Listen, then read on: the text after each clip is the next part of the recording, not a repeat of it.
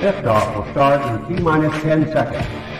10, 9, 8, 7, 6, 5, 4, 3, 2, 1. We have ignition.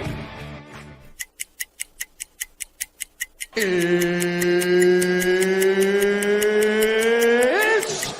time! 17 seconds from Game 7 or from championship number 6. Jordan, open. Chicago with the lead. Harper got a piece of it. It comes off. The Chicago Bulls have won their 6th NBA championship. Tying run at second, 2 out. Palmero over the head of Jenks. Uribe charges, throws, out! And the White Sox have won the World Series. To the far side around the 8-yard line to Hester. Under it and to the middle at the 15, to the 20, breaks free to the 25, to the 30, to the outside, 40, midfield, 40, 30 to the coast, 20, 15, Hester 5. Oh!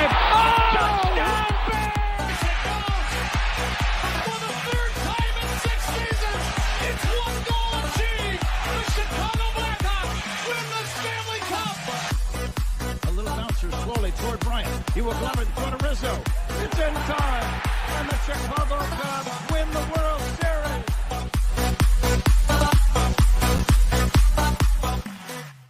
What up? What up? What up? Welcome to Shawn and Maya in the morning on this abysmal Bears Monday.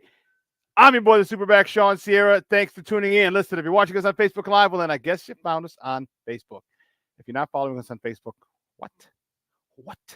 Listen, go to Facebook, type in Sports Zone Chicago, click the like button, and now you're following Sports Zone Chicago. Simple. You like that? But wait, there's more. Go to the show's page. Go to Shawn and Maya in the morning. Go to that page as well. Like that page, and you can do that. And not only will you be following Sports Zone Chicago, but you'll be following Shawn and Maya in the morning. Listen, if you're watching this on our YouTube channel, excellent! And if you're not subscribed to our YouTube channel, for real? Listen. Go to YouTube, type in Sports Zone Chicago, click the subscribe button, but also click the notification button. That's the little bell right next to that. Click that, and that'll let you know anytime a show from Sports Zone Chicago is going live. You get it? Got it? Good.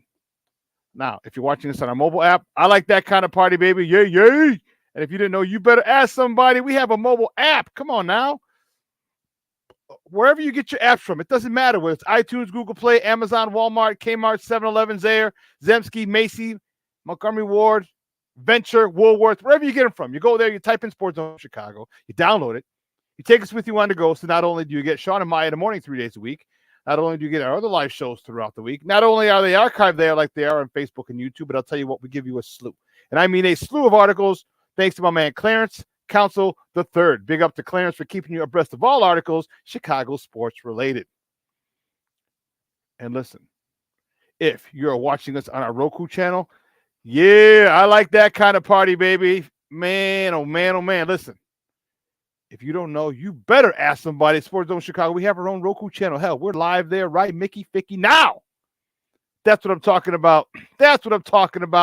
Listen, if you have a Roku television in the house or 2 or 3 of them, do us a favor. Download the Sports Zone Chicago tile. All right, download the tile. Put it right there next to Netflix, Prime, Hulu, Apple Plus, Disney, Paramount Plus, Stars, Showtime. Put it right next to there. All right? Right next to there. Even if, here's the deal. Even if you have a Roku channel in a Roku television in the kids' room that you usually not going to watch, do us a favor. Just download it to that particular device as well. It would be greatly appreciated. All right. Now, you can also tweet the show. You can tweet us at Sports Zone Shy. That's CHI at Sports Zone Shy. Now, if you want to follow me, just me personally online, you want to know what I did? Let me tell you what I did. You want to know what I did? Here's what I did. I made it nice and easy for you folks. Nice and easy. One handle for Facebook, Twitter, Instagram, Snapchat, The Snapper, and TikTok. All one handle at The Shawn Sierra. If you want to follow my lovely co-host, Maya Akai, you can follow her on Facebook and Twitter at The Sports Chica. You want to follow her on Instagram because you're an IG and you do it just for the gram, well, just follow her at Maya_Akai. It's MAYA_AKAI. Listen, we have a phenomenal show, but I need you to get interactive with us today. And listen, whatever platform you're watching us on, whether it's Facebook, whether it's YouTube, whether it's our mobile app, Can't do it. You can't get interactive with Roku, but that's okay. Just watch us on the big screen and then text us on your phone. Leave a question or comment on those first 3 platforms. It'll come up in the thread. I'll get it. I'll put it up here on the screen. We'll incorporate it into the show. And guess what? That's what makes this the best Chicago mornings sports talk show around. Is you. So bring them, baby. Questions, comments, smart-ass remarks. Ain't nobody scared over here. Nobody. Nobody's scared over here, so bring it. All right, we want a lively discussion. We're not trying to stifle anybody. You got any questions, comments? Man, how you feeling? Bring it, man. If you're pissed, you have every right to be pissed. I'm pissed. I'm pissed. But it's only one game. But doesn't stop me from being pissed and being upset.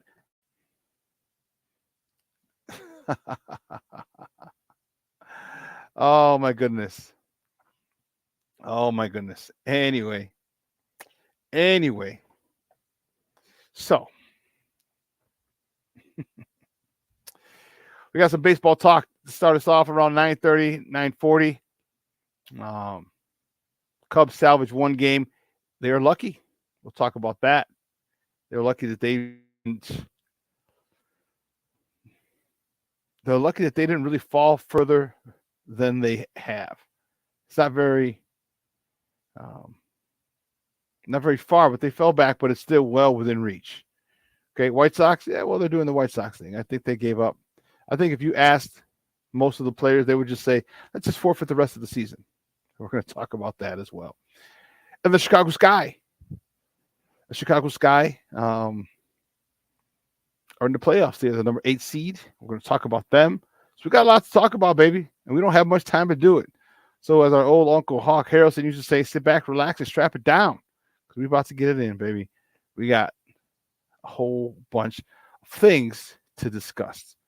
But listen, guys, you know how we do. The first segment of every show is called Top of the Morning. It won't come just when you want it.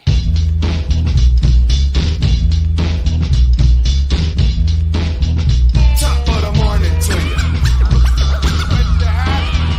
Top of the morning to you. Top of the morning to you. Yeah, the first top of the morning topic. Which way do we go? Man, there's only one place to start, man. Only one place to start, and this is a difficult one for me. I had so many hopes. I'm starting to see our Bears. All right, the Bears lose to the Green Bay Packers yesterday at Soldier Field, 38-20. Quarterback Justin Fields. I feel like putting it in like a baseball. He got the loss. But Justin Fields was 24 for 37, 216 yards, a tutty, a pick, 78.2 rating. He also had 9 carries for 59 yards. Khalil Herbert, 9 carries for 27 yards. Roshan Johnson, 5 carries, 20 yards, and a tutty. Got his first NFL touchdown. Ran hard, and I think he's going to be moving up the depth chart soon. Darnell Mooney, 4 catches, 53 yards, and a tutty. 7 targets. This is the most interesting one here is DJ Moore had 2 catches for 25 yards. Each catch was a first down, and those were his only 2 targets of the game. Only 2 targets of the game. And to me, that's completely unacceptable. I don't give a shit what they're doing. I don't care because they were shading the safety over easily. And I asked Justin yesterday. I was credentialed. I asked him in the press conference after. I'm like, well, what were they doing that you couldn't find anyone else deep? And then he got a little snippy with me. He was like, well, what do you mean? He goes, Darnell Mooney caught the touchdown. I'm like, yeah, that's the touchdown. I said, but everything else was lateral. I said, no comebacks, no digs, no deep ends, no nothing. He's like, well, this is the way they schemed us, so we took what they gave us.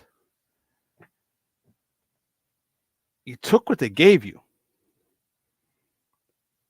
Remember when I told you guys last week, 2 weeks ago, after the Bills game, there was a play. I want to say it was 3rd down. Justin didn't get it. So he's in the pocket. Defense is in a cover 2. The left, I think the left safety was occupied. I think it was a go route. So he's occupied by that. The right safety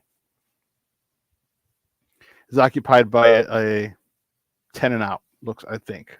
Okay. So he's coming down. Darnell Mooney was coming from the left side behind that right safety. Justin Fields did not throw it. He had pressure to the right. Now he either could have stepped up or stepped back, planted, and thrown. Okay? And thrown it. If he hits that throw, I told you I would have been done. I'm happy. I would have been happy. Said, okay, Justin sees it. He throws it. He connected with it. Perfect. I needed him to see that. Because he didn't, I had a lot of apprehension. Do you remember me telling you guys that? Do you remember me telling you guys that? Okay? There has to be the middle was open. So why are there no? All right, you got to hit running back. You got to hit people deep in the middle. They're playing cover 2. All right, a deep cover 2. They didn't want anyone to get behind them. They understood that. So once you understand what they're doing, now you attack the weakness. A deep cover 2 means the middle is wide open. So why they didn't do that, I have no idea. This should have been Cole Kmet's huge game. He should have been eating like a king.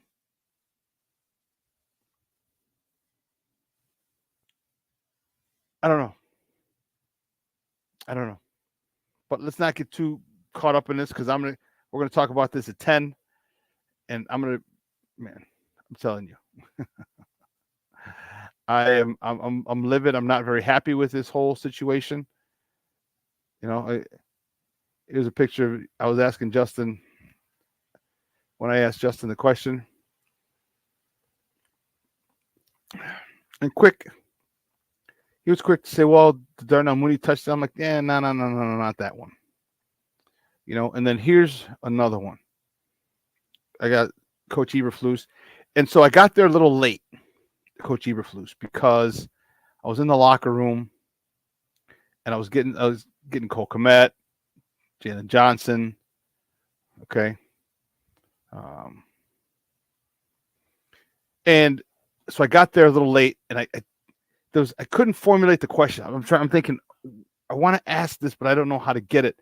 So I walk in and within like 2 questions were asked, and I'm like, okay, I think I got how I want to ask it. And then the PR guy's like, all right, one more. And then I believe David Haw or somebody else asked the last question. So I couldn't ask. So I was unable to get my question in. And this is the question that I have for him. And this is where we need to look at. Here's where I'm starting to have doubts on Coach Eberflus. Here's where I'm starting to have doubts on his hire. Here's where I'm starting to see a lot of Matt Nagy in him. He talked well. He talked a lot against Matt, different from Matt Nagy, and I liked it. Okay? I liked it. The hits principles, blah, blah, blah, blah. We'll get to that in a second. Why not set the tone? I called up and talked to David Hall this morning. All right, I met him in the press box yesterday. We had been back and forth on a couple threads the last couple of years, but I had never met him in person. So I went up to him and I said, hey, David, Shawn Sierra. He goes, oh, yeah, you look familiar. I remember. Nice to meet you, blah, blah, blah, blah, blah, blah. So I called up a show today because I wanted to get this out. And I asked him, I said, why? Obviously rhetorical because he can't answer it. But I said, why not set the tone? Why not set the tone? It's 3rd down and 1. Instead of this stupid ass tight end sneak that Kansas City ran last year. Now everybody and their mama knows it. Okay. Especially when the tight end stops. They just crunched in the middle because they knew what was coming. I said to David Hall this morning, I'm like, why not? Why not make a statement? Why not tell the whole world we are going to punch you in the God-blessed mouth every chance we get? Okay? So here's and what have I been telling you? I know they cut Gabe Hoy because of his injury. What did I tell you? How many times have I said, Bring in a guard. I wanted Gabe Huey, but he was hurt. No problem. Bring in Ja'Tyree Carter. Report him as eligible. Put him as a tight end. Get him in motion. Have him wham block the defensive tackle. Have him kick out the defensive end. One of the two. Have Kari Blasingame, your fullback that you signed last year that you're not using. Have him lead the way behind the offense. Literally, my buddy Mark, my fullback, he's like 245, 250 pounds when we played. I was like 220. That's 470 pounds of beef. And Mark used to call himself a guard with a head start. But you literally would have had a guard with a head start. And for you to, and I say I wanted it done that way, and here's why. You set the tone. You tell everybody we are not fucking around this year. If it's 3rd and 1, we're punching you in the mouth. Our best against your best. We'll go back to the screens and curls and slants and all these other stuff on 1st down, but on 3rd and 1, 4th and 1, we're punching you in the God-blessed mouth. That's my biggest issue with the game. I think the game was lost at that particular point. Because if you do that, it sets the tone for Green Bay. It sets the tone for the division. It sets the tone for the NFC. The Bears are not playing around. They are coming to be physical with you. What the hits principle? What does the T stand for? Toughness? Doesn't that what the T stands for? Toughness? There's a chance to set the tone. Adhere to your hits principles with the T in toughness. There's nothing tougher than having an offensive lineman moving, knocking the hell out of a defensive tackle. Because he's got momentum. A defensive tackle don't see you coming. And then get your fullback up in there, your tailback up in there, and blast it for the one God-blessed yard. You could kill a fly with a fly swatter, or you could kill him with a hammer or a sledgehammer. One makes a point a lot more. And to borrow the old line from the Untouchables, Shawn Connery. Do you remember when they were out in the cabin and Shawn Connery, the guy was dead already, and Shawn Connery, they had one of their other guys. And Shawn Connery was holding the dead guy up, and he was like, tell me something. And the guy, obviously he's dead, so he can't say anything. He goes, tell me. And they had one of Al Capone's guys who's still alive on the outside of the window looking in. He's like, tell me, I'm going to blow your head off. Tell me. He obviously, again, the guy's dead, so he's not going to say anything. So Shawn Connery puts a bullet in the guy's head, and it scares the hell out of the guy. And the Canadian Mountie says, Mr. Ness, I do not approve of your methods. He's like, well, you're not from Chicago. But what he said was, after that, he goes, if he sends one of yours to the hospital, you send one of theirs to the morgue. So you understand what's coming in these situations. And yes, it may be over the top having an offensive lineman, but you know what? Green Bay didn't have a problem reporting an offensive lineman as eligible a few times yesterday. San Francisco doesn't have a problem with it. So why not them? So my question is, what is your identity? Bingo. They don't have an identity yet. If you make your identity running the ball, then that's what you do. You've heard me here on this show say it plenty of times, ad nauseum. I said, get Gabe Huey and have him moving. Remember, because he was nasty. I know he got hurt and he got cut, but my point was this: offensive lineman, get people in there. You want to run the ball, then you run the God bless the ball. Green Bay had an offensive lineman in there, and they had a tight end. Offensive lineman reported eligible, tight end. So he was outside the tackle.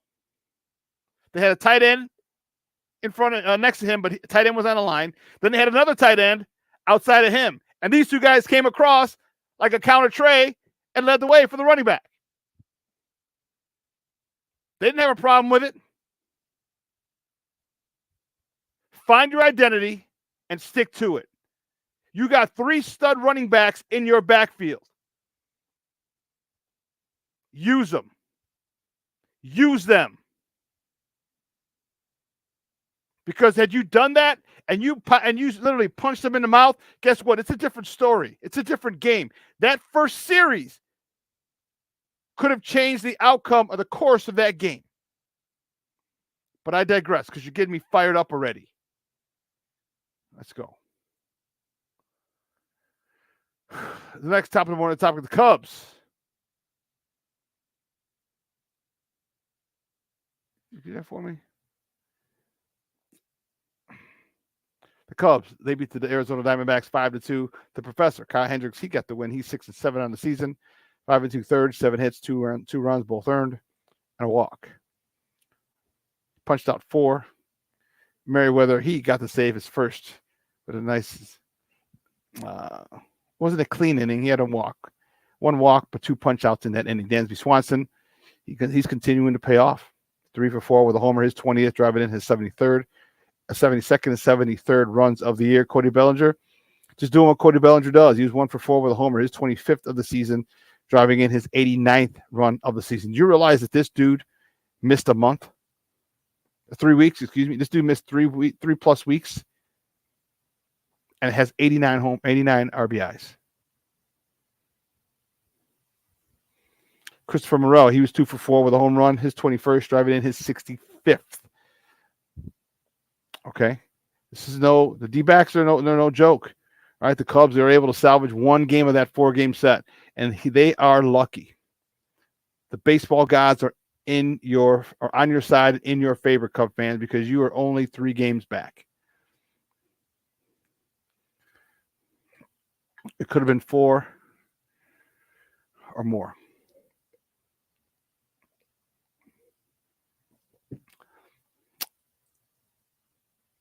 You live to play another day. So, okay, you lucked out. So you're going to have to make sure that you make the most of it. All right, it's just the baseball gods. Moving on to the next topic of the morning topic, the White Sox, my good guys, they fall again. All right, I'm telling you, they want to get the hell out of here and go back to Miami because most of the guys are Hispanic anyway, so they're going to go to Miami. You can't go back to Cuba. The White Sox fault.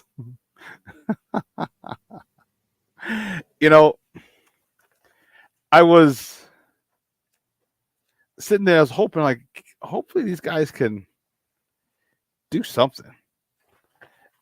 Hopefully although I will say this. Let me say this. I have seen Yoan Moncada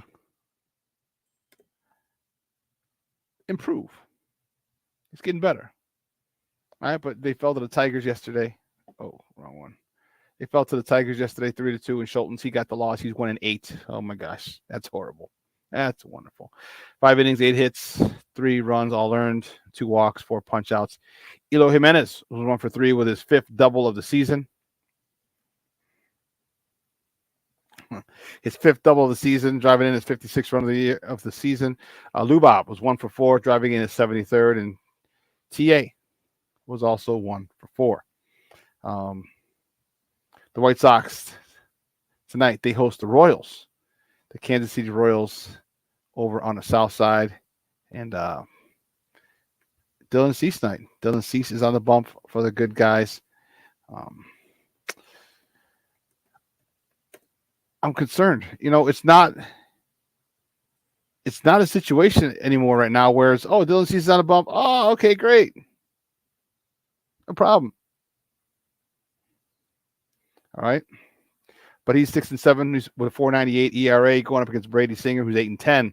So we got 2 pitchers equally yoked. He's got a 5.34 ERA. That first pitch is at 6.40. If you're watching on TV, it's on NBC Sports Chicago.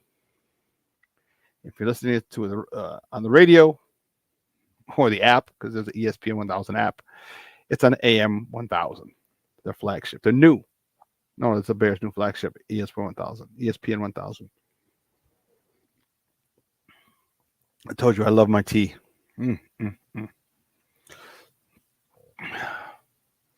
Keeping it moving. The Sky, excuse me, while I kiss the Sky. The Sky beat the Connecticut Sun yesterday in the regular season finale, 102-91. In overtime, Courtney Williams, she led the way with a triple-double. I see you, girl. Get it, girl. Get it. 23 points, 16 boards, 13 dimes. You talk about a solid, a healthy one. It wasn't like 10, 10, and 10, you know, and not to discredit those triple-doubles that are 10, 10, and 10. It's just this, okay, it's a good one. But 23 points, 16 rebounds, 13 assists. Yeah. You just cue up Big Daddy K in the background. I work, baby. I get the job done. She led the way with the triple-double. Elizabeth Williams, she had 21 points, 5 boards, and Dana Evans. I said 5 boards. And Dana Evans contributed 18 points as well. You know, with the win yesterday, the Sky. You know, I didn't even know I didn't think it was possible. I did not think it was possible. But apparently it is. It was. All right. The Sky have made the playoffs, and they draw the number 1 seed, the Las Vegas Aces, in the first round of the playoffs. So game 1. So this is a game best of 3. Okay. It's a best of 3. And how this works is the first 2 games are at the higher seeds facility. So, and that's just because of money issues. Because that is the worst. That is the worst scheduling you can do. The worst. You have the higher seed, but you don't have the deciding game at your place. So if the Sky split, guess what? They will come home for game 3 with a chance to oust the number 1 seeded Las Vegas Aces.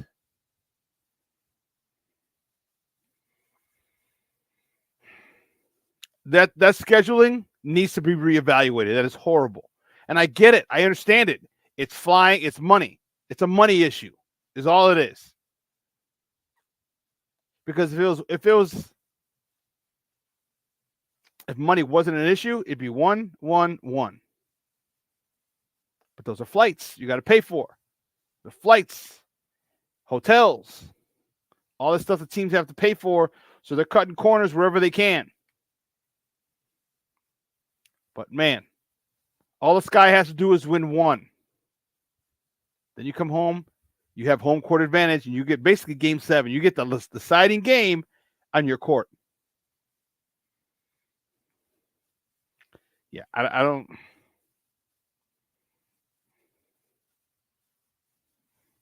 I don't know.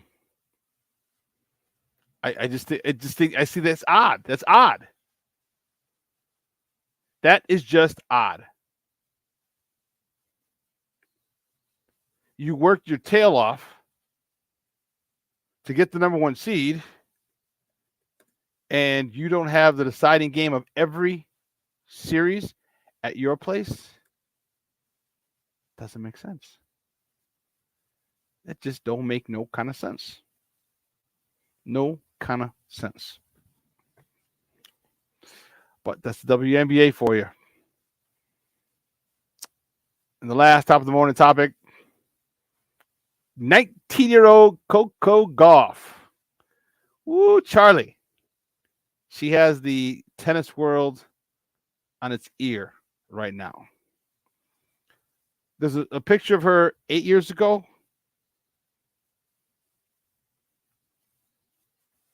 Or 12 years ago. Anyway, she was a young girl, well, younger because she's young. She's 19. Is dancing in the stands. So her parents are taking her to the U.S. Open up in, is it Flushing, Queens? And she's just dancing. Like a little 7-year-old, 8-year-old kid just dancing, acting silly, goofy, whatever. It's cute. Fast forward to 2023 at 19. She wins her first major by winning the U.S. Open. You know, this is the first in Serena back in 01. By first, I mean first teenager.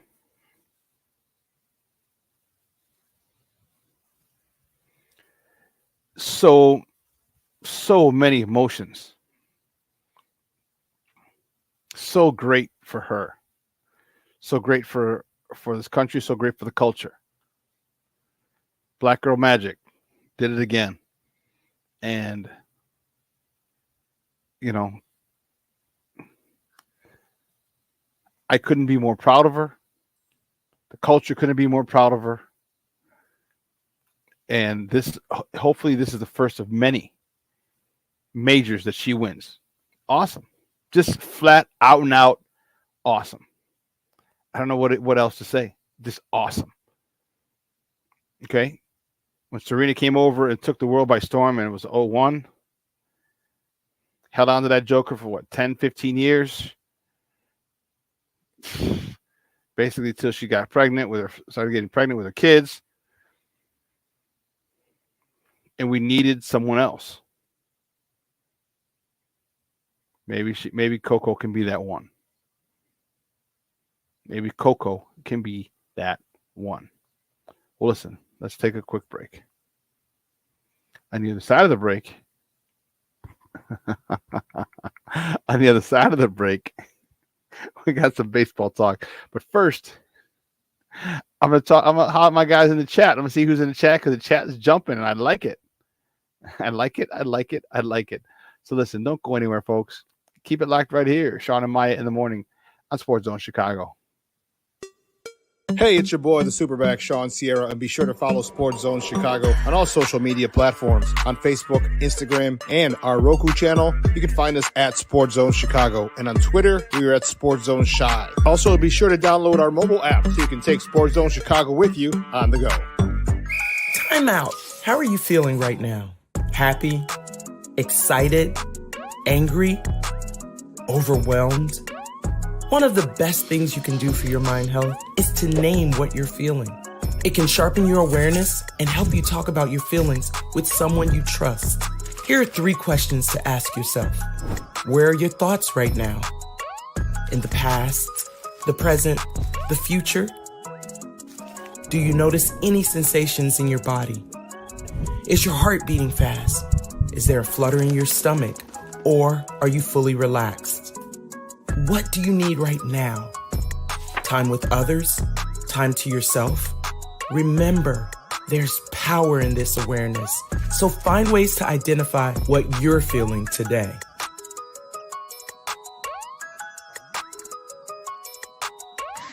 Hi, guys. Hey. Hi, Megan. Hey, Jessica. Megan, you're a tramp. Brian Fitch told me you guys made out.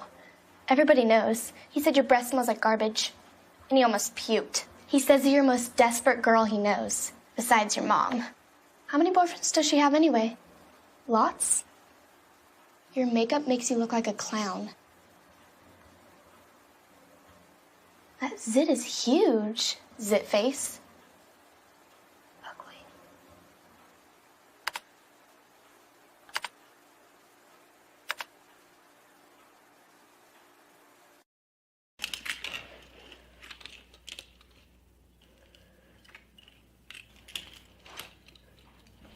Hey, bud, what you doing? I'm playing with cars. Cars? Can you show me what a car does? Whoa, whoa, whoa, whoa, whoa. Hold on a second. First of all, this is a school zone. So you need to put down your cell phone, stop texting, and let's get to driving. Now you're coming up to a stop sign, right? You need to slow down and stop before you hit that Y line. I want you to look left, right, left. You don't want to get hit by a car going on your left, and to your right to make sure you don't get sideswiped by a guy coming from your right. You're coming, and you see a crosswalk. You better slow your horses down, because the #1 rule of driving is always yield to pedestrians. Now stop, pull over, and you are done driving. Gosh, what do they teach you kids in school nowadays?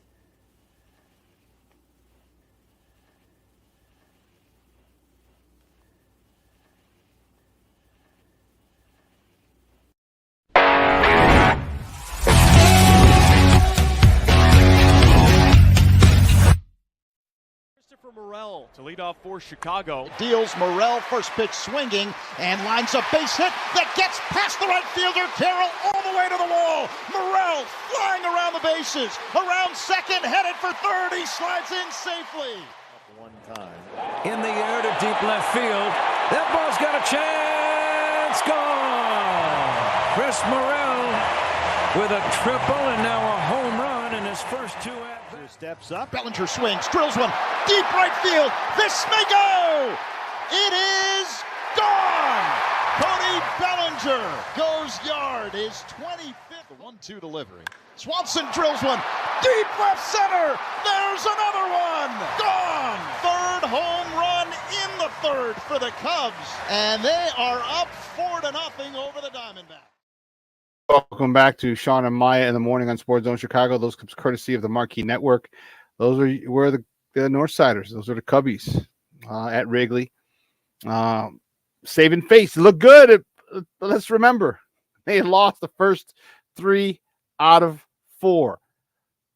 But real quick, before we start talking Cubs, let's check out my people in the text, in the chat. Man, this thing is jumping. Levette. Hold on. Let me get all the way to the top and check. Cornelius in the house. What up, Papa? He said, excuse me, chat, but I'm not going to be myself all week. Are you? And my man, Armando Emeterio Lara Jr., he's in the house. Junior, what's up, Papa? I appreciate it. Levette Lee, she's in the house. Good morning, Ma. Thanks for tuning in. We got Patty Lara in his Mickey Ficky house. She's ready. My man with Sean Walls. What up? House Music Monday, baby. You see, I got Julia Jumping Perez, speaker of house music. That's what I'm talking about. Yeah, horrible. Game, play call. Yeah, trust me, we will definitely get to that. Monica, good morning, mommy. How are you? Thank you for tuning in. Man, that means if Monica, Patty, and Junior are watching, that means Jeremiah is watching as well. Jeremiah, good morning, mijo. How are you? Thanks for tuning in. He's probably like, just give me my baba. Give me my baba. Want to say what's up to Armando Emeterio, a lot of the fourth. I know he's not watching because he's in school. How crazy is that, huh? Junior's gotta be awesome. Gotta be awesome. James O'Bannon in the house. Nah, I wouldn't say that. I definitely wouldn't say this. I definitely wouldn't say that. I think it was a poor game plan. I think they got to take the cuffs off him and see what he's got. Now, if they take the cuffs off him, he can't do it. Great.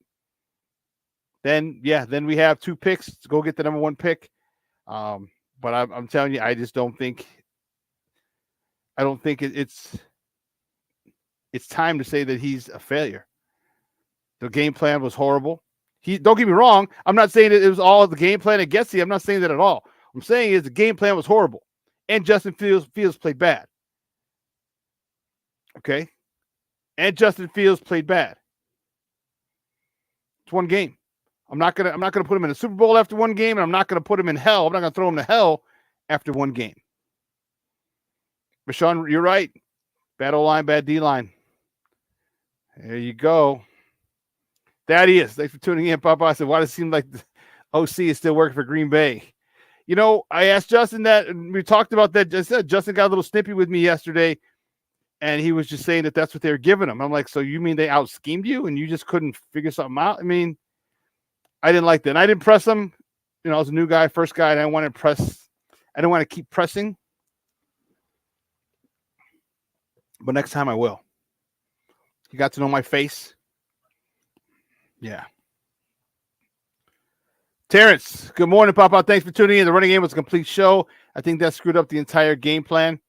The running game, I'm not sure what you're saying. The running game for the Bears or the running game for the Packers? Here's the thing. We didn't have an identity. You start the season with your identity or creating your identity. It should have been the run. You got 3 stud running backs. Force them to bring somebody up. You had the middle of the field wide open. I know we're supposed to be doing Cubs right now, but man, I agree with you.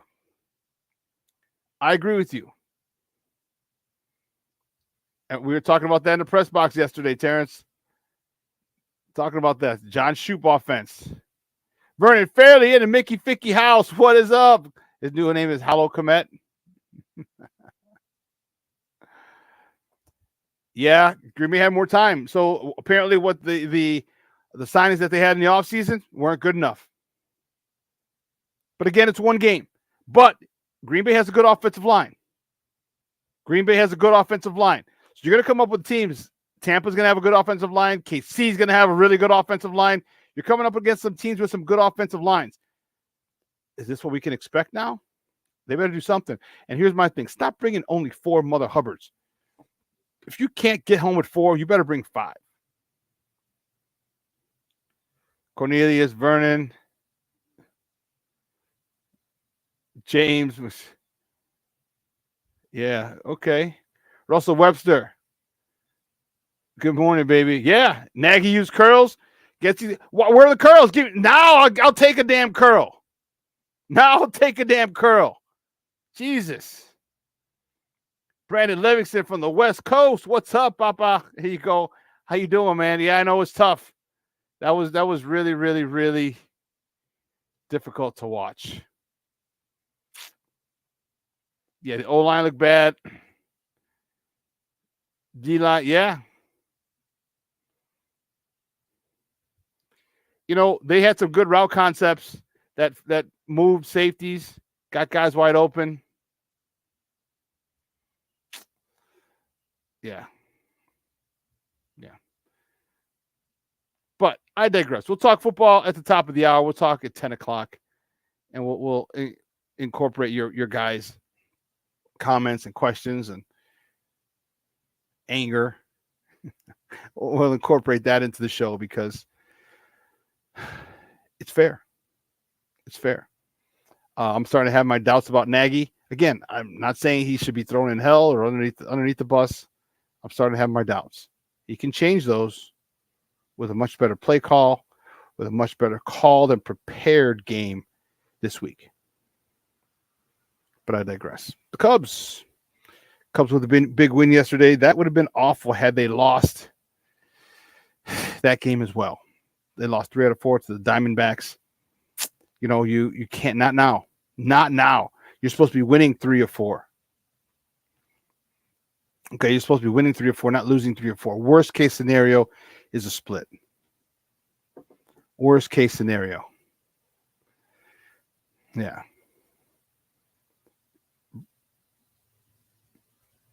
What do you know, you're fortunate. You're fortunate that Milwaukee lost. And again, you're only 3 games back because had Milwaukee been a lot more successful this weekend, you could be 4 or 5 games back. Okay. Right now is the time. Look at who hit the home runs. Look at who's driving in runs yesterday. Dansby Swanson, Cody Bellinger. Oh, yeah. And by the way, that kid, too, Christopher Morel.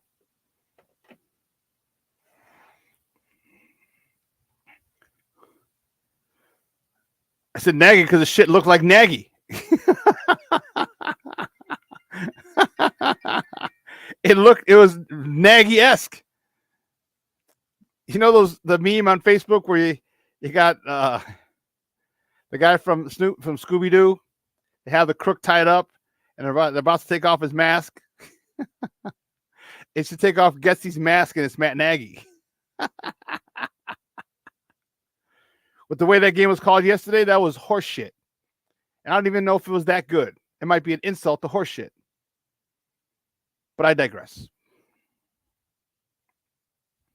This Cub team players, big-time players make big-time plays in big-time games. As I go through puberty again right in front of you. Cody Bellinger, Dansby Swanson, 2 of your high-priced free agents coming through down the stretch. Chris Morel, love it. This kid is just not intimidated by any moment. He's not intimidated by the situation. This kid is a baller. Find a spot for him, settle him in that spot, and let him eat.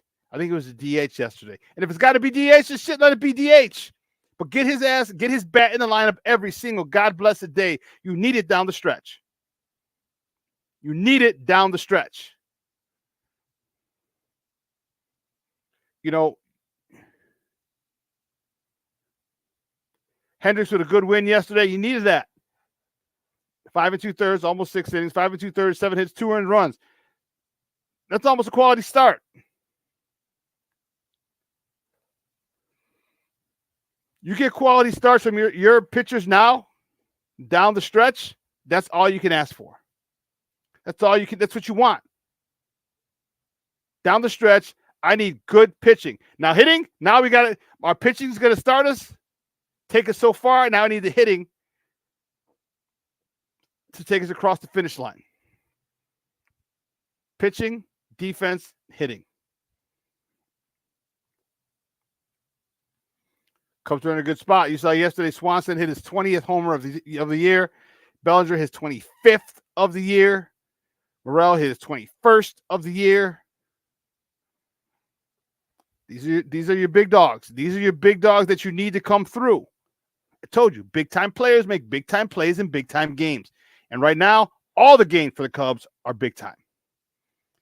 You're fighting for a division, still jockeying for position if you don't win the division, for a wild card seeding positioning.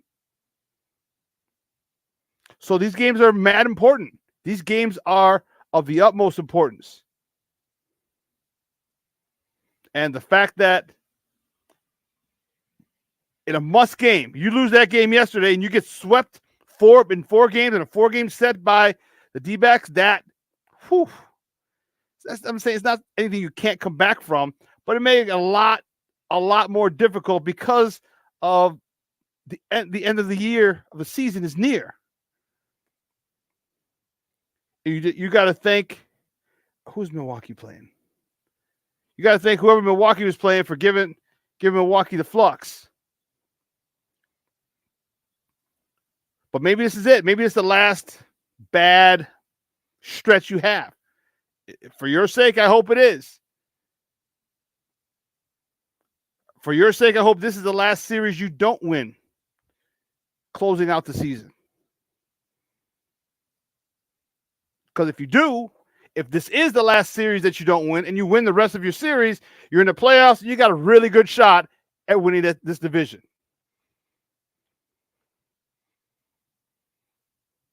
A really good shot. Who's on a bump today? Drew Smiley, I want to say, is on a bump for you guys.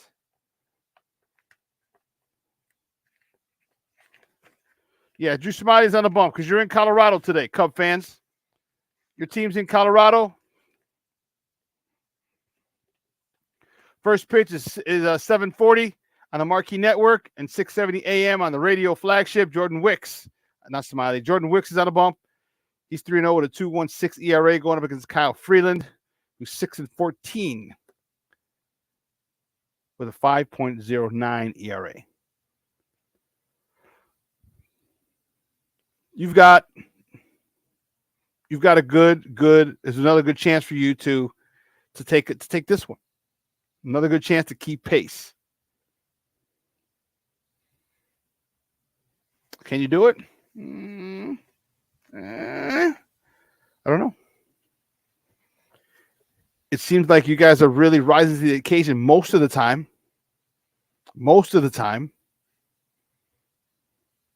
Is your pitching going to hold up?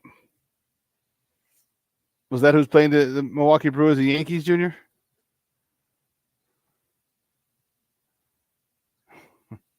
Thank you, New York Yankees. Let me see. You can check the box score. I got to tell you something really, really, really funny. Really, really, really funny. I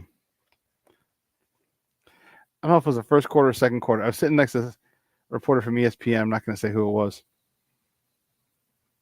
And she was a sweetheart, real nice, great person. And so we're watching the game. And do you remember the big hit? It was a third down. I want to say it was the first quarter. And it's like a third down. It's a big shot. I want to say by Tremaine Edmonds or him or Brisker. it was right in front of their sideline. And so I see the guy break the tackle, but I also see that, again, if it's Edmonds or Brisker, come up with a big hit. And I was like, oh.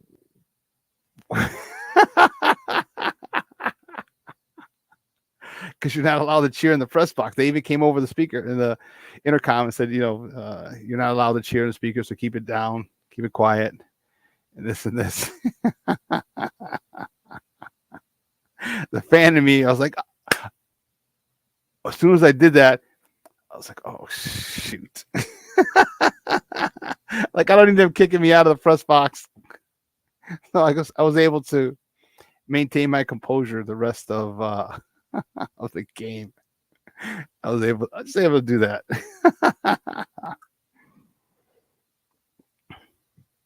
But the fan in me for a second jumped up when he saw that big hit. This is a funny story. Over on the south side, well, what are you gonna do? What are we gonna do? You just want to go home. He just wants to go home. I get it. He meaning, well, not he, but the team. I got to use proper pronouns too now. This team wants to go home fishing. But what I have seen recently is Yoel Moncada had a 3-game home run streak. I'm like, nice, Papa. Where's that been? Where's it been? Now you want to come and start swinging the bat well? When there's no pressure on you? Now? I'm extra hard on him because he's extremely talented. Because if you don't push him, again, I just think that they're comfortable. They're happy. They've changed the course of their lives, and now they don't want to work. Baseball wasn't the most important thing to them. Getting paid was the most important thing to them, is what it seemed like. Getting your family out of Cuba, get them here, give them a better life. I think that was the most important thing to you. And that's fine. But when it's attached to baseball, when it's attached to a performance sport, and we're watching you every day. We're watching you every single day, and you don't have that desire. You don't have that fire. You don't have that drive. You don't have that eye of the tiger to be great. Because guess what? If you're great, the money follows. And here we thought Rick Hahn was being slick, saying, hey, listen, if I sign these guys early and they live up to their potential, at the end of their contract, they will be vastly underpaid. But if I sign these guys early and they don't live up to their contract, they will be vastly overpaid. Guess where those guys are? Tim Anderson, Eloy Jimenez, and Yoel Moncada. They're overpaid. Luis Robert, on the other hand, no. The enigma that is Luis Robert is this. His talent is unreal. And by that, I mean, he'll look so horrible in one at bat. Not even one at bat to the next. In the same at bat, he'll look like an undrafted free agent, just a guy in his high A ball. Pulls his head off the ball, swing and miss, doesn't even see, swings doesn't make contact, nothing. And you're like, oh, geez. And then 2 pitches later, boom, yard, 425 feet. This guy is extremely talented. So with his numbers, I think the Sox are getting a decent value for what they've given him. I think they're getting a good return on investment. We could check this out because I want to see. Let's see. Because what's his contract is this 6 for $50.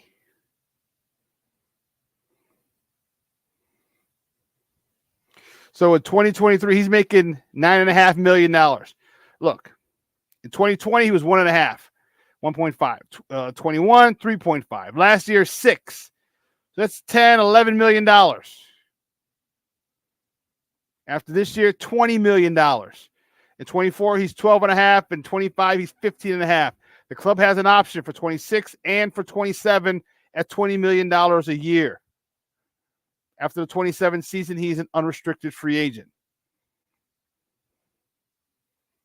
That's a good deal. If he continues to put up these numbers, that's a great deal for the White Sox. 15 million, or if you want to even bring him back at 20. And consistently put out this type of production or close to it. Definitely a great deal for the White Sox. And a great deal for him, too. This is one of the cases where it works out well. He's not a bona fide superstar where 20 million is like, yeah, that's too much or that's not enough for him. It could be if he continues to progress. It could be. But I'm hard on him, too, because he is another stud. So, what are the Sox? Let's see. How many games do they have left? Lord help me, please. Please let the majority of the games. Let's hurry up with this thing. We're 55 and 88, 33 games under 500, 130, 143 games. We have 19 games left.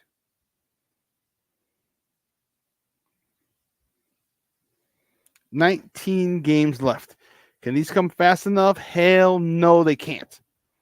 I'm still deciding if I want to go to the game on the 24th or Hispanic Heritage Night. Still trying to decide that. But anyway, I digress. Listen, we got some Bears talk. We're going to take a quick break. On the other side of the break, my guy Jason's going to join us. He's going to talk about his show tonight. What's up, cuz? But also, we're going to talk football. Remember, Jason has left the Bears bandwagon, and he's been on the Miami Dolphins bandwagon for a while. So if Jason comes on wearing his Dolphins gear, please don't even engage it. Don't even acknowledge it, because that's what he wants. So don't go anywhere, folks. We got Bears talk coming up next. Keep it locked right here. Shawn and Maya in the morning on Sports Zone Chicago.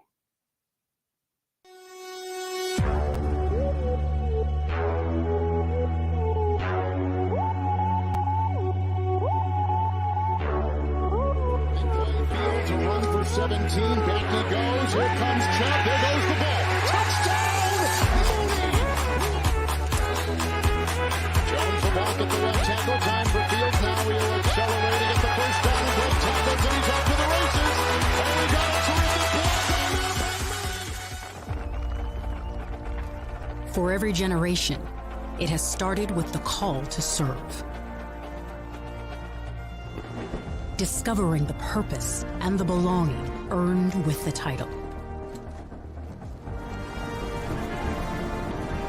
Learning to dig deep and push through adversity together. Defending our nation and its people. It is a life of great worth and reward. But Marines are never really finished serving. Their commitment comes full circle, visible in communities across our country.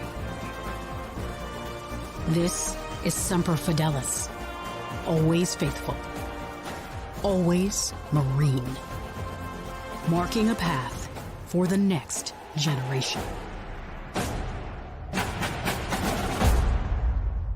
So I've come up with the family emergency plan. Great. What is it? It's difficult to talk about, so I'm not telling you. How will we know what to do? You won't. I'm so glad I won't have to remember anything. And me too. Thanks for this, sweetie. Talk to your kids about who to call, where to meet, what to pack. Search Ready Kids at nyc.gov or call 311. This year, my mom got me the perfect bag for back to school. These colorful binders help me stay organized. These headphones are just what I need for studying. These new sneakers are just what I need for the new year. This jacket is a real must-have. My parents got me the skateboard I wanted. It's pretty cool. These scissors really come in handy in art class. These colored pencils, too. These new socks? They can be a real lifesaver.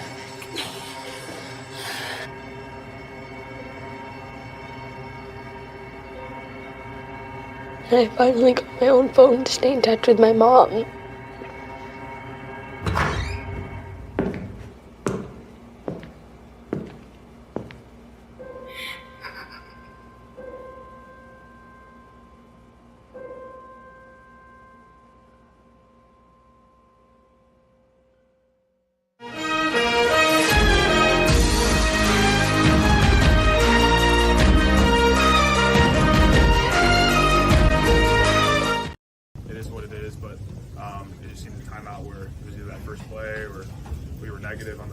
So we just got to be better coming out when we start off the drive, and you know, those first two plays are really important.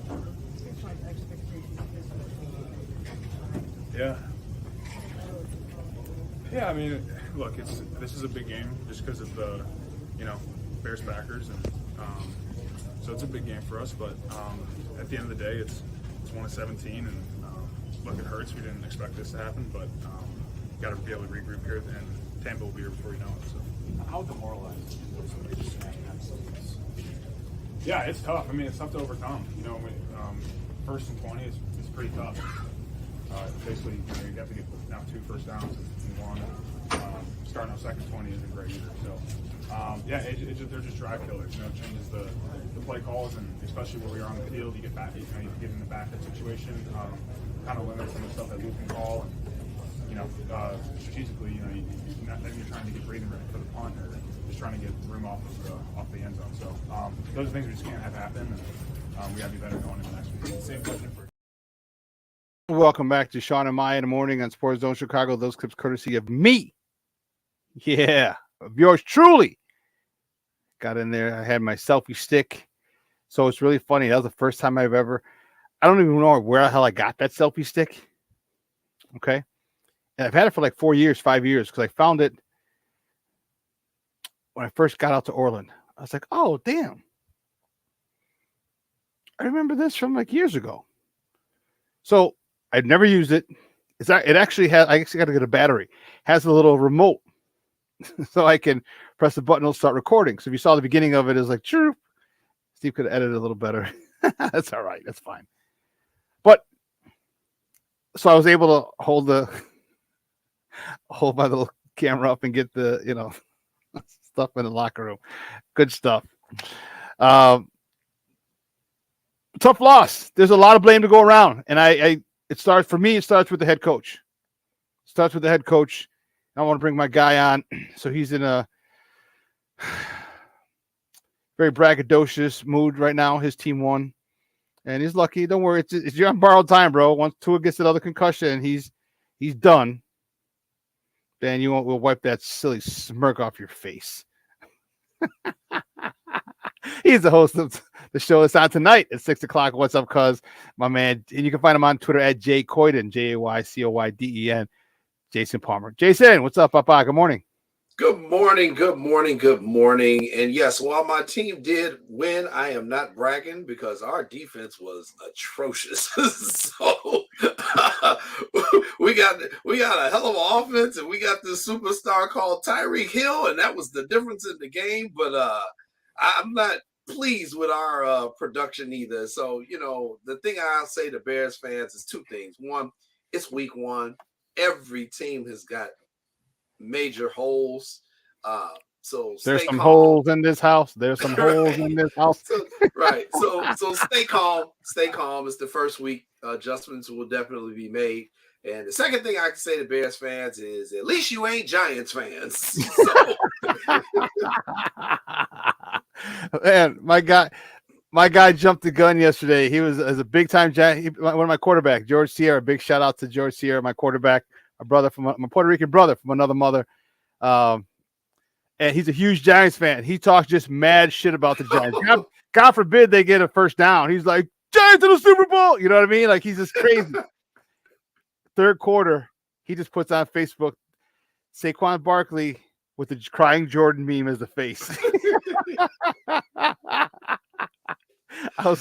just jumped the gun. Like, before everybody just jumps on me, let me just do it to myself.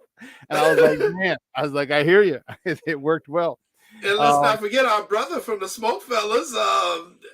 Kevin I Lawler. heard from him. Kevin Lawler, yeah. You know what? I heard from him. I gotta send him a text like, "Hey, everybody, check on KDL. Make sure he's okay." Because, like I'm sitting over here in this pity patty, the pity patty wagon over here, and I don't see KDL. Like, where I got Giants fans, my Bears fans. If I don't see KDL, we got. Hey, he's like the quarterback for the Patriots who didn't show up the last 2 days. Like, you got to get a wellness check on this guy. Yeah. Woo, that was awful. And I know NBC was pissed. Yes. Like we expected a matchup, and we got this nonsense for the first week.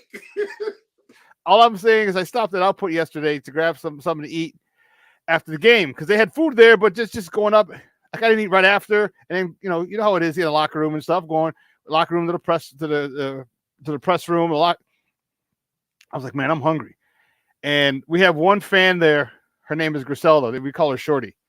She is the most, first of all, she's loud and obnoxious to begin with, which is one of the reasons we love her.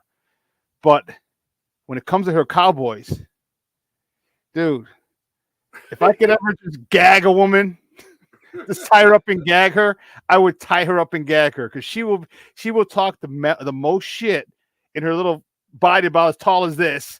And there's nothing you can say. Like, shut up, Shorty. She's like, so thank God she wasn't there yesterday. And it was mentioned twice. Like, you know what? Thank God Shorty's not here because she'd be talking all that stuff. We're like, I know. Thank God. Well, let's get to our Bears, Jay, man. It's your thoughts, man.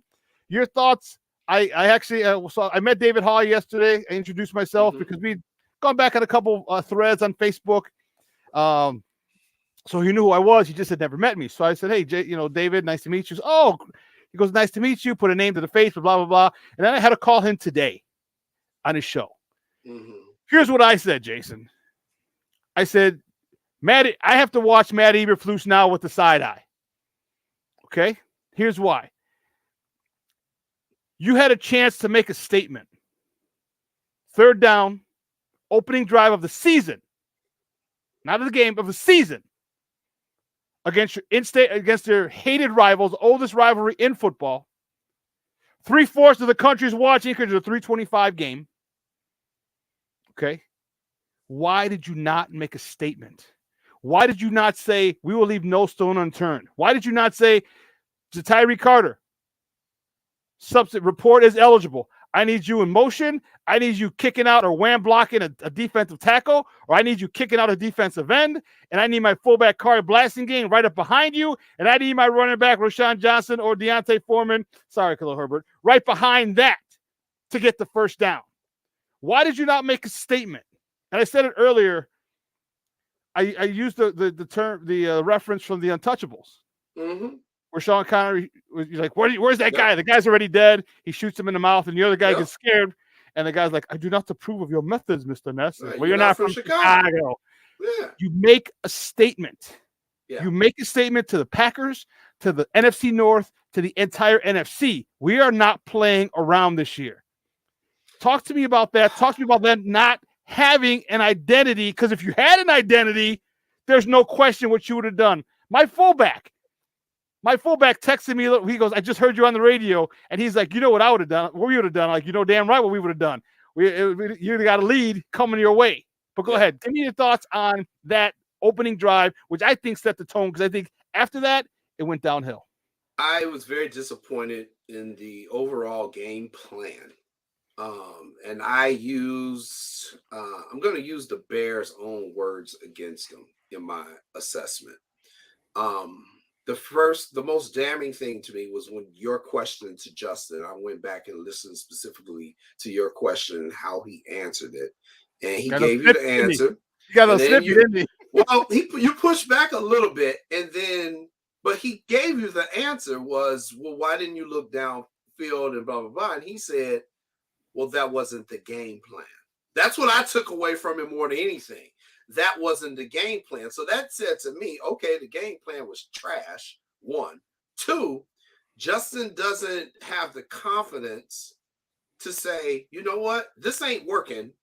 We can't do this. I got to do something else. And that's the step I need him to take. Yeah, they gave you the game plan. Everybody goes into it with a plan until you get punched in the mouth. Then you got to readjust. At a certain point, Justin has to realize he's the quarterback. He's the leader of the team out there. And sometimes you have to go against your offensive coordinator. Now, you can come on the sideline and talk to him. Yo, Getsy, this ain't working. We need to open up the playbook. Or you can get in the huddle and be like, yo, I ain't calling that shit. DJ, give me a 10-yard curl. Give me a 10-yard curl. Give me a fade.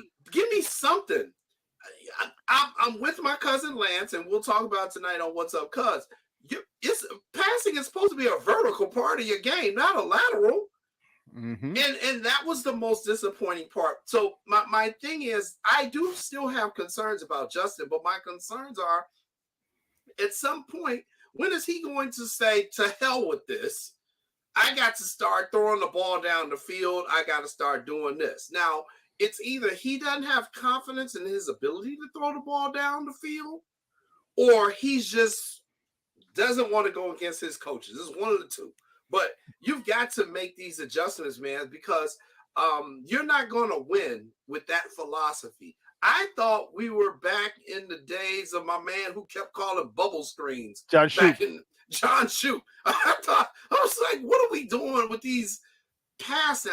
And I get that sometimes Justin has to check down. But, when you would have Eric Kramer on last year, one of the things that I really took away from what he said was Justin has to understand NFL open is different than college open. And I think too many times he's looking for college open instead of trying to thread that needle for NFL open. And I would really like to see him taking some chances down the field. The one interception he threw, it was just a horrific throw. I don't know who the hell that was even going to. But he just didn't see the linebacker. Linebacker dropped back. He didn't even see him on the left side of his, and he was looking at he stared down the receiver on his right. He stared him down, and linebacker on his left. He didn't even see him. And he just walked through it. Linebacker's like, I'm waiting. Oh, you don't see me. Pick.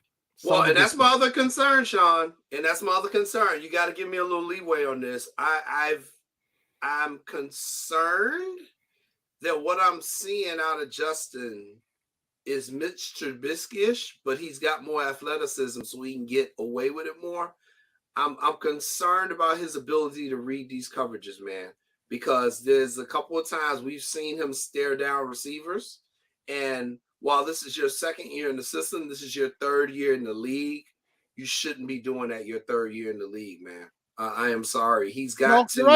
You're right. He's got to stop staring down these damn receivers, man. He's got to go through his progressions. It's just certain things I'm seeing that's giving me a lot of concern. When you talked to Jared Payton on Friday, we were all saying, he's got to get through those reads and then take off. I think doesn't have confidence in his line, but I'm also concerned that he may not have confidence in himself getting through them reads, man, because there were a few plays where he did have time or he felt a little bit of pressure, and instead of him just moving within the pocket to allow himself more time, he took off running.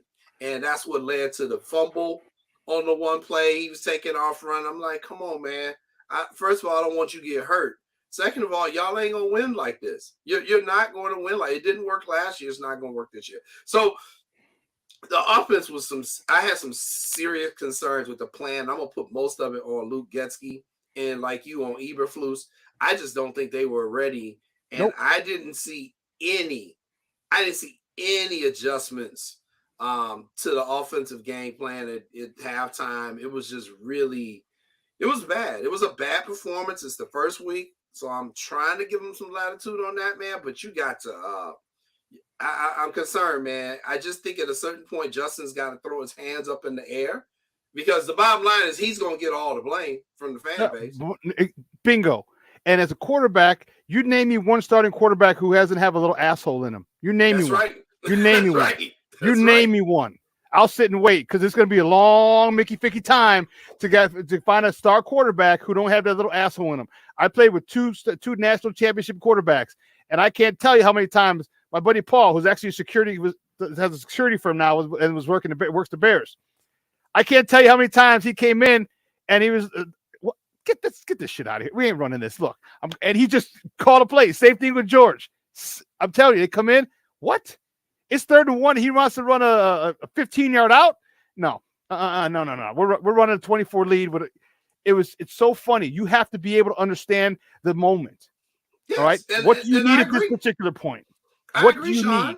I watched when sometimes when Coach Terry was sending a play in, and George was like looking like, what the hell are we doing? And then I would see George look at his wristband. And then you all would go and he get the ball to you. Like, what the hell are we doing? We're not running that play. So, I mean, you have to do it. And the best was they're coming in like, stay out. I got it. I know what the hell to call. It seems like Justin Fields, in a Trubisky-ish way, and it sucks for me to even compare him to that, is a good soldier. Yeah. Okay? A good soldier. I need him to be a great leader. We talked about all this other stuff in the offseason, and now those are great leadership qualities. But you got to be a leader right there when they need you. All right? When the bullets are flying, when it's 3rd and 1, when it's this and this, and you know. My question, why did you hit Cole Kmet up the seam? If they're playing a deep cover 2, which they were, their middle's wide open. Where's Cole Kmet? Why isn't he saying, hey, call the play? Hey, Cole, listen, I need you to, instead of running that out route, I need you to have a disco route. Out, up to the middle, I'll hit you in the seam. Why isn't he doing that? He's got to, you're right, he's got to be that jerk and say, hey, here's what I need. Okay, if we're going to run this, first of all, we're not going to run this play because it's silly. And if we do run this play, I know exactly how to combat it because I need a first down. I want to get a big play. Cole, here you go. I need him to be a lot more aggressive. I need him to be a lot more outspoken. I need even his pressers. He's still very calm, cool. I need that fire. I need that. And you don't have to be loud to have that fire. Okay, look at Steph Curry. Steph Curry's not loud, but damn well he's got that fire. I need that same fire in Justin, and I don't see it. And I'm concerned a lot. And here was the thing that you couldn't see because you were there in the press box. But there was a shot in the second half, and Cornelius was watching, Armando was watching, Brandon, I know all y'all were watching. There was a shot that they showed on TV of the Bears bench in the second half and just how dejected the team looked. It was that look in their eyes like, we getting our ass whooping, this is over, and I don't want to go through this again. My major concern is DJ Moore has to now be reevaluating his role on this team where he's like, look, man, I'm got here via trade. I'm excited. Y'all traded the overall #1 pick for me, and I got 2 targets. I'm sorry. Even them stupid ass screen passes they were calling. You didn't call none of them to DJ Moore, who's the dude who's going to be the most electric. It was unbelievable to watch that. And I'm like, DJ Moore should be used the same way that Miami uses Tyreek Hill because they're kind of a similar player. They're very explosive, not the biggest guys. Man, Tyreek Hill, Deebo Samuels, those guys, those are the model that do. Same size as tape. Everything. You can run them shallow crosses, Shawn, Bingo. all day long. all day long. And I'm with a deep cover too. You run a shallow cross, and somebody's open. And I'm like, if you get the ball in this guy's hands, he's going to make something happen. But you got to get on the ball, man. That's what I'm saying. I blame the coaching staff on that, but I also blame Justin on that, where he got to go in the huddle and call damn audible, man. Yo, man, we ain't calling this. Run this play. Run this. I mean, I don't see no hooks being called. I don't see no posts over the middle with Cole Kmet. You know, if they plan to cover two and them two safeties are going out wide, the middle, if you run a nice post, it's going to be there for you. Well, they're playing a deep cover two, so it wasn't even a regular cover two. It was a deep cover two. So that middle of the opening is stretched. Yes. Where's Cole Kmet? Where's the call to get Cole Kmet wide open? You know what? It was unbelievable. I was like, does anybody not play Madden? like even people on Madden know. Oh, let me just adjust this real quick. You know what's funny, Jason, is you said that, and I did see that because we had his TVs in the press box. And so the TVs they're at the time that they're playing. So they're about 45 seconds, 30 to 45 seconds delayed, just because you always got the delay. So so at one point I'm just staring up and I'm like, oh damn. I was next to a dude from Italy. And I was like, io parlo italiano. He's like, oh, tu parli italiano. So we started talking in my little Italian. And so we're talking, and I was like, look at this. I was like, look at these guys. I'm like, they look dejected. Yeah, it was a shell shock look. They weren't expecting this, and one of the questions that I wanted to get to Coach Eberflus, and I didn't because I had to get. I was in the locker room getting I'm gonna play DJ Moore in a second. Mm-hmm. I wanted to ask him, was it too much hype? Did you put too much hype on this game? Because it's the Packers first series. You know, the Bears are gonna have a breakout season. Justin got his number one receiver. The Bears are going to win the division by X amount of people said that. They had so much hype on them. Was that too much? Was that too much? Was it too much for Luke Getsy? Because he did not. That was extremely uncomfortable watching. You heard the fans booing him in the first half. Yeah, we did. And they had the windows open in the press box. You could hear you had guys. Because underneath the other suites, and they have the windows open, so you can hear people yelling, "Oh, you mother beep, you son of a bitch!" I thought it was someone in the press box, and the lady next to me from ESPN, she was just like, "Oh no, that's." I was like, man, who's cursing like that in the press box? Like, yeah. But so it's, man, it is, but it's one game. So here's the thing that I will say. They did do a hard evaluation last year at the end in the little mini bye when they played Thursday and had the 10 days off till the next game. And they made adjustments. Okay. They need to make adjustments now. They need to make adjustments in a 7-day span, not a 10-day span. So if you can, and everybody's jumping off the sky is falling, it's not falling. Okay. Right. There's some